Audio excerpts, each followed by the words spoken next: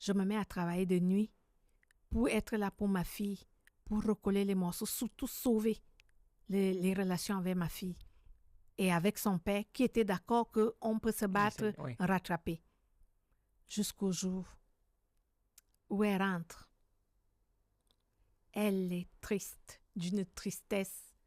Déjà, j'étais habituée à plus d'un an à qu'on ne parle pas beaucoup. Oui, juste lui, elle s'est habituée à se enfermer. Oui, bien sûr. J'étais son ennemie. On peut dire ça comme ça. J'étais la personne qu'elle ne voulait même pas voir. Et on peut compter les moments où elle échangeait des mots avec moi. Elle se repliait sur sa coquille. La souffrance était intense. Donc, quand la souffrance est comme ça, elle rentre dans l'école. Puis elle claque la porte très fort. Elle monte les escaliers. Toum, toum, toum, toum.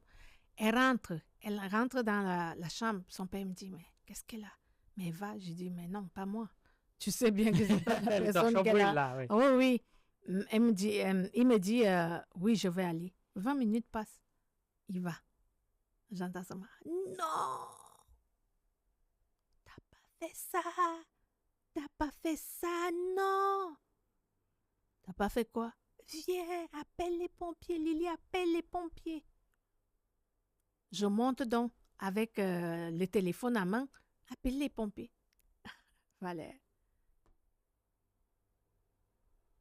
Wow. Je trouve ma fille couchée, amorphe, les yeux vers le ciel, le regard figé, le sang qui coule, qui gicle. Elle s'est coupée avec les ciseaux. Je suis là. La chose que j'ai souvent quand je ne suis pas bien émotionnellement, mes sphincters lâchent. Je sens comment je suis en train de me mouiller. Je dis, ah, le collant. J'avais le collant, j'étais mouillée. Je faisais pipi dans ma culotte. Et il voit comment je tremble. Donc, je suis incapable. Tu es tétanisée, Oui, je regarde comme ça. Je dis, non, mais elle n'est pas partie parce que j'ai vu qu'elle était morte. Il arrache le téléphone de maman, il appelle les pompiers.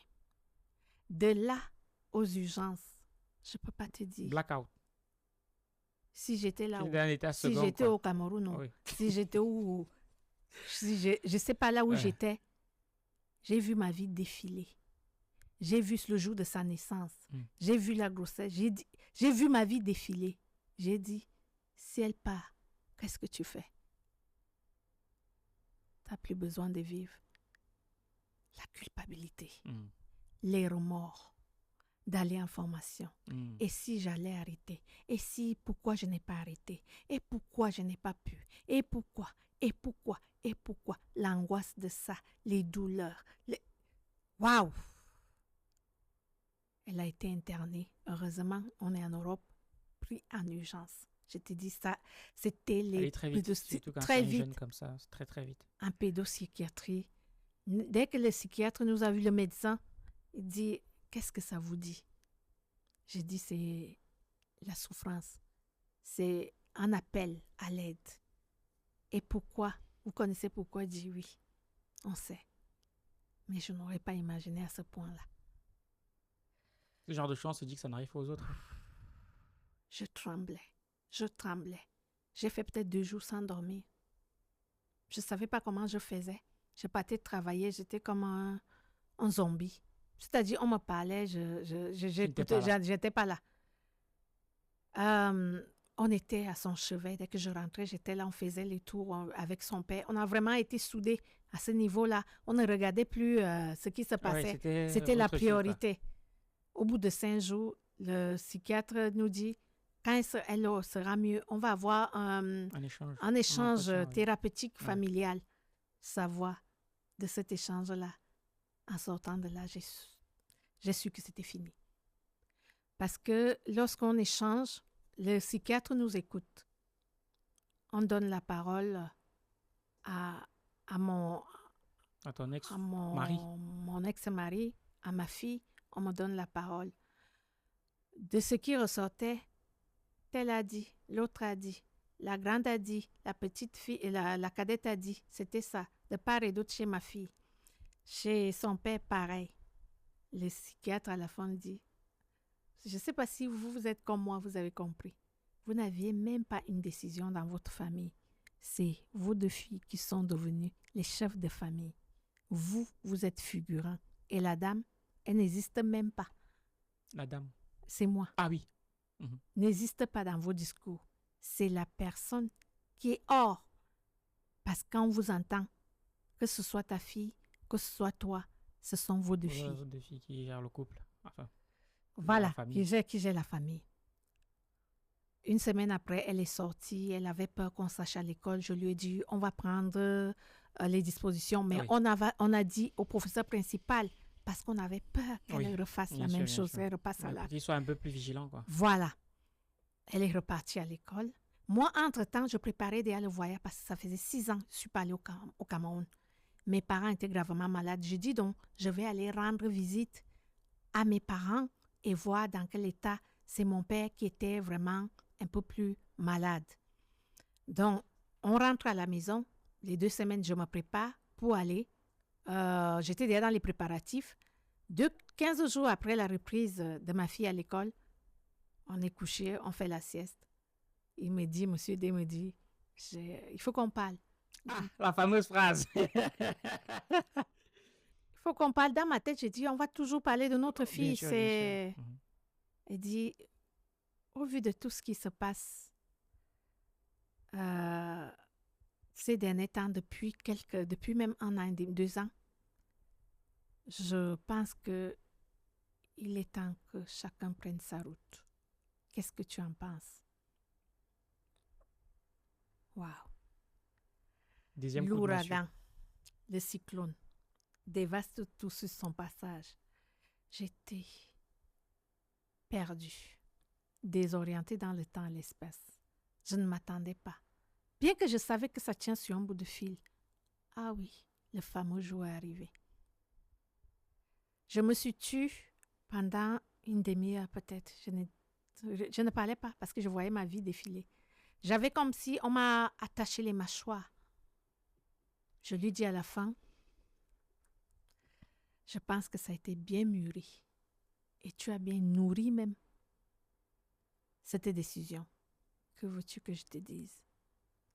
Le principal, c'est ma fille. Si elle doit aller mieux, et si c'est le prix à payer? Oui, d'accord. Que faut-il faire? Il a pris les dossiers de son premier divorce. C'était un amiable. On a commencé à marcher le travail des avocats. Garde de l'enfant, les petits biens qu'on avait, la maison, le terrain en Afrique, parce qu'on n'avait pas encore construit. Tout ce qu'on avait en commun à départager. Comment ça va se passer? Une semaine après, moi, je m'envolais pour le Cameroun. J'arrive le 8 octobre 2020. Ma mère, 2 jours avant, se retrouve dans un état d'insuffisance rénale aiguë. Ouais. Elle était œdémaciée, un petit ventre. Oui, l'acide. Voilà. J'ai mon frère qui est cardiologue à Houston, dont il avait envoyé son dossier là où il travaillait à la clinique Bastos.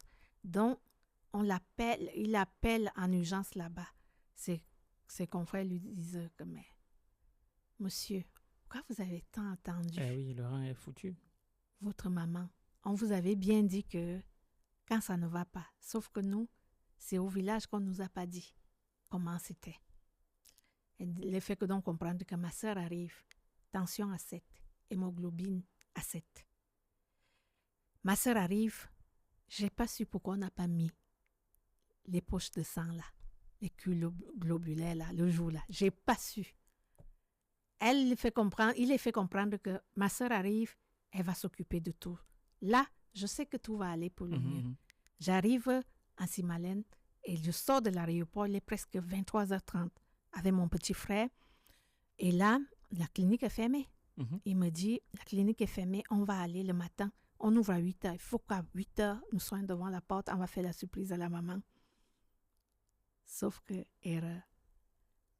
Nous sommes couchés. On a fini de papoter vers 4h du matin. Qu'on voit le téléphone de ma petite soeur sonne. De mon petit frère. On est couchés ensemble comme ça, à moitié endormis, à temps réveillé.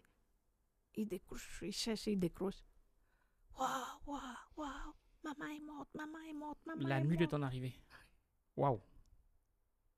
Quoi? Elle dit, mais quoi, qu'est-ce que tu dis? Maman est morte, maman est morte, maman est morte. Alors là, C'était à la totale. non, mais là, c'était la totale. Je ne sais pas comment j'ai sauté du lit socle là, par terre. Je me suis assise à même le sol.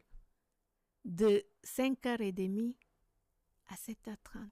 Je disais rien. Dépassé. Ah, tu refais le film de ta vie. Oui. La seule personne qui pouvait que je venais, j'allais expliquer, maman, Elle est partie avant. je suis en train de divorcer. Prie pour moi. C'est elle qui parle. Aïe. Quand j'entendais les gens dire, ah, c'est une grâce d'enterrer sa mère, je ne voyais pas la grâce. Valais, je ne voyais pas la grâce là-dedans. Ah oui, c'est une femme bénie. Tu es là, elle meurt pour que tu viennes l'enterrer. Vous ne savez pas le gros lot que moi j'ai derrière moi. Et là, tu ne peux en parler à personne. Du coup. Non. Mais je suis bouche bée. Ben oui. Parce que là c'est le pompon, quoi. Ouais, oui, tu peux je vais annoncer ça à mon père. Il va partir encore. Il va dire, bon, ma femme, plus ma fille qui est l'espoir. Donc, c'est bon, là. 2 semaines, je suis en train de préparer les obsèques. Les 1 mois que je devais aller faire. Parce que moi, je disais, je viens prendre papa qui va un peu mieux. Je les amène tous au village. On passe des bons moments. Oui, mais là, c'est mort. C'est mort. J'ai fini de préparer les obsèques. Je rentre comme une poule mouillée. Qu'on a trempée dans l'huile rouge. Tu vois, ouais. Elle est déjà comme ça. Je rentre. Face. Le pire, c'est que M. D m'appelle 3 jours après le décès de ma mère. J'ai pris rendez-vous avocat dès que tu arrives le 8 novembre. Le 10, tu as rendez-vous avocat. J'ai dit oui, d'accord, j'ai compris. Merci. C'est le seul cadeau que tu pouvais m'appeler ici. Bon, j'ai fini d'enterrer ma mère. Je rentre. Alors là, j'étais inoptisée. La douleur n'existait plus. C'était rien. Parce que j'avais atteint tout. Mariage dans l'eau. La formation, le diplôme infirmière. Ah oui, c'est vrai, tu as tout perdu dans là. L'eau.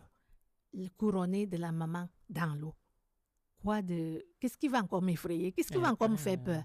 Je suis rendue au point où... C'est quoi encore? Avec la mort, quoi. Oui, peut-être quand vous allez me dire ma fille est décédée, je lui dis, il n'y a pas de souci. Mon père était je lui disais, je donnais 1 mois à mon père. Je ne sais même pas s'il allait faire 1 mois. La seule chose que j'ai supplié mon père, quand on partait laisser ma mère à Sefta Aïkounou, que s'il te plaît, pardon, ne m'humilie pas. Pardon, pitié. Donne-moi ta parole que tu ne vas pas partir. Il a eu du mal à me répondre. J'ai commencé à menacer, à le menacer. Je dis, tu as intérêt à me dire que tu ne vas pas partir. Après, il m'a répondu, au bout de quelques minutes, il dit, oui. J'ai dit, la promesse est une dette. Il dit, oui, je le sais, je te promets. Parce que, tel qu'il était, non, il partait. Perdu. C'est-à-dire, tu le parlais, il ne voyait rien, il ne disait rien. Il regardait comme ça, dès qu'on dit quelque chose, il regarde là-bas, dès qu'on dit l'autre là-bas, il ne regardait rien. On a fini d'enterrer, je lui ai dit, chaque année, je serai là pour venir t'aider, être là, on va prendre soin de toi. C'est comme ça que je rentre en France, affronter l'étape du divorce, partir de là.